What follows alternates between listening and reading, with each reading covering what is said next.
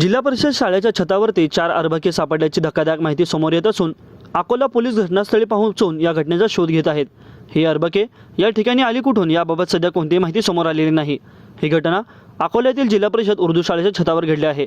4 नवजात अर्भकांचे मृतदेह आढळून आल्याची माहिती मिळताच पोलीस घटनास्थळी दाखल झाले। मात्र पोलिसांनी दिलेल्या माहितीनुसार सध्या एकच नवजात अर्भक दिसत आहे। बाकीचे मांसाचे तुकडे असण्याची शक्यता वर्तवण्यात जात आहे, परंतु वैद्यकीय अधिकारी सांगेपर्यंत याची पुष्टी करता येणार नाही।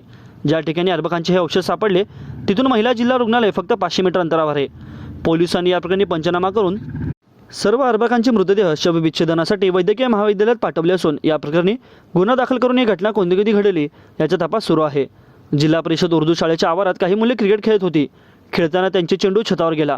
यावेळी एक तरुण चेंडू आणण्यासाठी छतावर गेला असता त्याला रक्ताने माखलेली एक प्लास्टिक पिशवी आढळली। त्यानंतर त्याने उघडून पाहिले असता त्यात अर्भक आढळले। त्याने तातडीने फोन करून पोलिसांना संपूर्ण घटनेची माहिती दिली। दरम्यान पोलिसांनी तात्काळ घटनास्थळ गाठले आणि या प्रकरणी गुन्हा नोंदवला।